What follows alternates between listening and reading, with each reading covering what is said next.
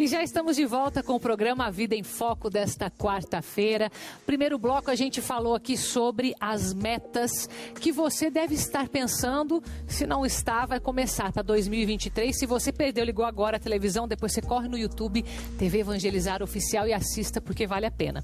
Agora vem um segundo tema que tem tudo a ver com esse primeiro momento que a gente fez aqui.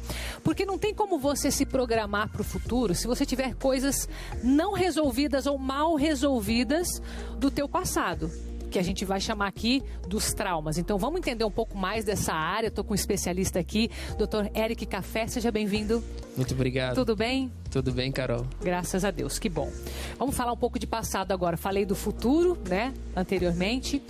Eu sei que traumas, acho que muitas vezes fazem parte da vida das pessoas. Escuto bastante pessoas comentando isso até na minha própria rede social. E eu queria te perguntar uma coisa. Algo que aconteceu na vida da pessoa e que ela se considera lesada ou que ela não consegue tirar aquilo da cabeça, já é considerado um trauma ou não? Qual que é o conceito aí desse trauma? Então, não necessariamente, né? O trauma, na verdade, ele é uma situação inacabada, uma memória de uma situação do passado em que a pessoa não encontrou uma resposta adequada. Tá. E as pessoas acham que as situações geram trauma, né? Mas o trauma não está na situação, né? Porque as pessoas...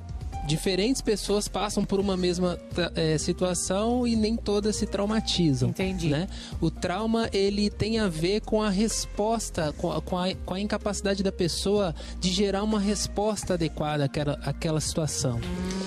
E isso acaba se ligando a uma crença, né? Como a pessoa não encontrou uma resposta adequada naquela situação, geralmente ela desenvolve uma crença sobre a capacidade dela lidar com aquele tipo de situação, né? Tá. E esse estado emocional, que é um outro ponto também que está ligado a essa crença, ele tende a se repetir, né?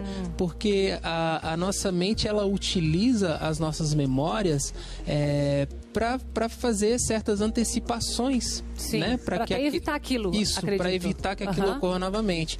Então, diante de situações estruturalmente parecidas com aquela situação do passado, novamente é como se a mente trouxesse, olha, vai acontecer de novo, né? Entendi. Então, o estado emocional, ele no trauma é um estado, geralmente é uma mudança de estado muito intensa. Entendi. Que afeta a resposta da pessoa ao presente, ao que acontece no presente. Então, por isso que a gente fala que o trauma é o passado aqui.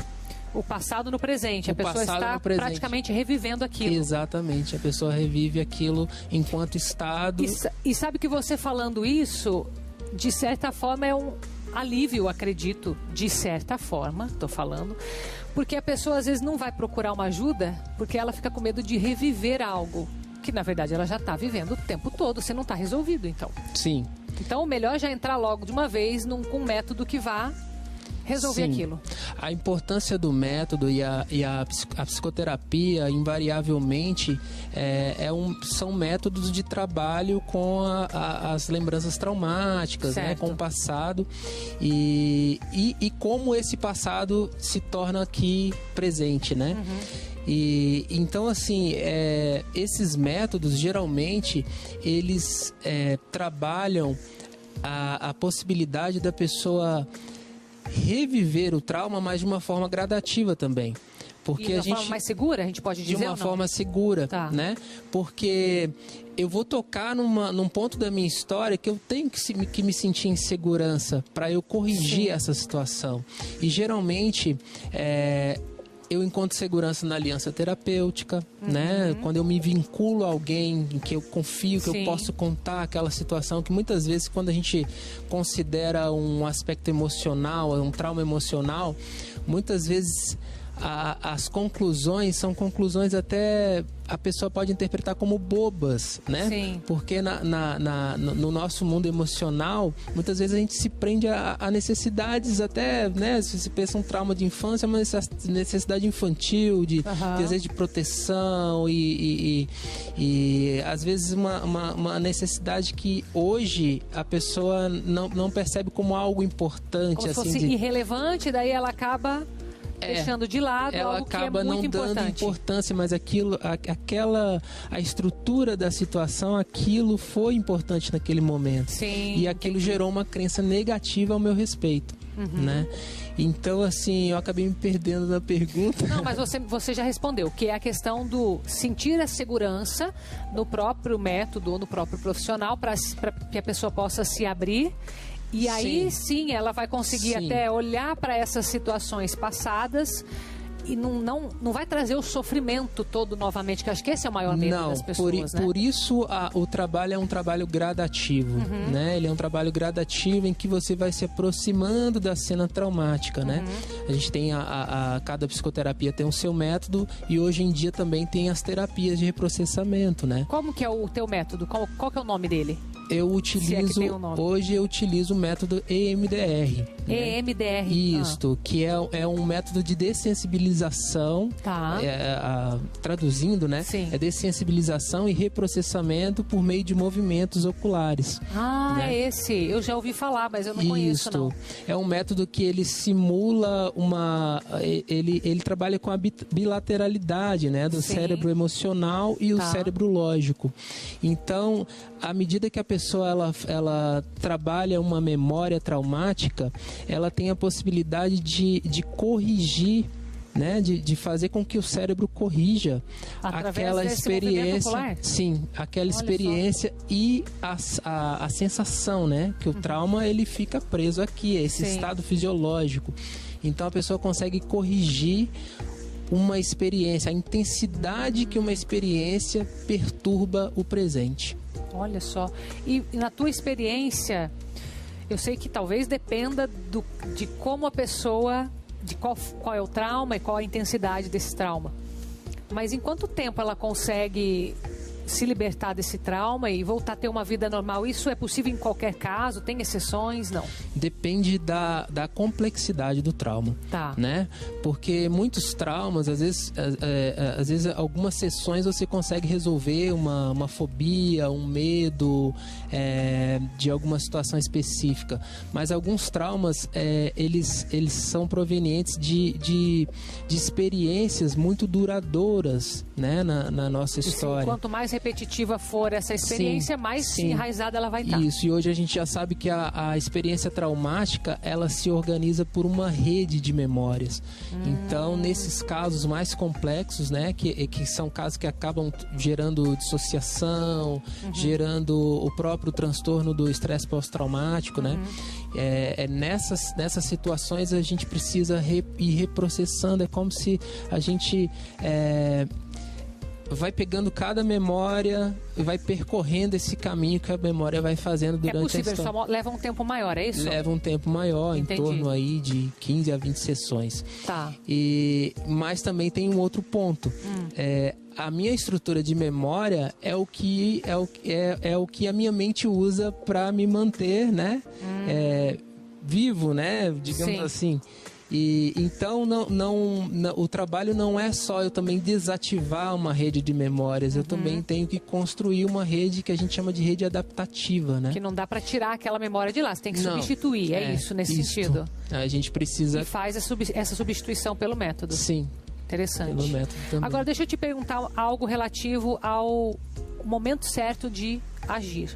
Porque pode acontecer aquele caso, a pessoa tem um trauma, igual você falou, de infância, mas a pessoa já está adulta, já não vive mais aquilo, mas carrega um trauma. E tem aqueles casos em que a pessoa acabou de sofrer um trauma. Né? Qual que é o momento mais adequado? É pegar essa pessoa que acabou de sofrer o trauma, ou é necessário dar um tempo, esperar um pouco? Como que é isso? Então, mais uma vez depende da intensidade, né? Se você tem situações de tragédias, né? É importante agir o quanto antes, né? Se a pessoa estiver disposta, é isso? Vai depender mais disso. Se a pessoa estiver disposta, se ela percebeu, é importante trabalhar aquilo no sentido de para ver se não ficou nada bloqueado ali, tá, né? Agora, uma pessoa que já tem mais tempo, como que ela vai perceber isso, né? Bloqueios emocionais, questões relacionadas à atenção, concentração, oscilações de humor, né? E flashbacks, né? É quando aquela cena fica vindo intrusivamente, né? Tá. Pensamentos intrusivos também podem ser decorrentes de trauma. E assim, são diversos sintomas que vão aparecendo e indicando.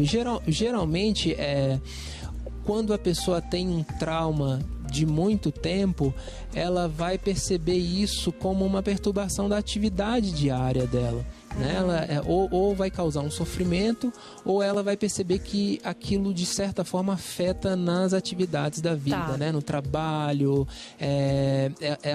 ela percebe isso, né? Como algo sofrimento assim presente. E se, por exemplo, a pessoa ela não tem memória desse trauma, ou então ela não se abre com ninguém, mas ela tem uma consequência, sei lá, a pessoa que é alcoolista, ela tem algum tipo de vício, que provavelmente tem um trauma por trás, mas nunca se abriu, né? Às vezes a esposa tem que lidar com o marido assim, mas não sabe o que ele viveu, ou até sabe, mas ele não aceita falar sobre aquilo. Nesses casos também ajuda essa terapia? Sim, o MDR especificamente ajuda bastante, porque ele não é uma terapia tão falada, né? Então é isso que eu queria entender. A pessoa não precisa expor tanto assim, só se ela quiser isso? Não, mas ainda assim existe estudos em psicoterapia de eficácia que indicam que a segurança na aliança terapêutica, você ter uma boa aliança com quem você está se abrindo, é um fator determinante. Ou seja, o abrir-se vai ter um resultado ainda melhor. Não é obrigatório, mas vai ser muito melhor. É importante. Você pode conseguir resultados com reprocessamento, com uma terapia não falada? Você pode. Né? Às vezes a pessoa libera um trauma numa atividade que está fazendo vivencial, que não é nem falada, uma expressão por meio da arte. É possível. Entendi. Mas essa coisa da expressão, ela é importante. Sim, entendi. Ela é importante. Que legal, que bom. E você atua em algum nicho específico ou geral? Eu trabalho com a clínica, né? Adultos, adolescentes. Adultos, adolescentes também podem? Isso, adulto, adolescente, casais. A partir de que idade que já pode fazer? O MDR? O MDR não tem uma recomendação 14 anos de idade. ou não? Geralmente até para criança. Tem também o MDR para criança, né? Eu não sou um especialista no MDR para criança, mas existe também, né? Que aí eles trabalham os movimentos bilaterais por meio do corpo, né? Que legal. A criança aperta botõezinhos, assim, porque que legal, muito bom. Tem toda uma especificidade na criança. Que legal. Bom, você está lá no Instagram, está aparecendo aí para você para ter mais informações também. Muito obrigada, viu, doutor Eric? Eu que agradeço, muito obrigado. E boa virada de ano, bom ano novo para você, viu? Para vocês. Muito obrigado, boas festas. Gente, vamos para o intervalo bem rapidinho. Na volta a gente tem receita para você, mousse de espumante.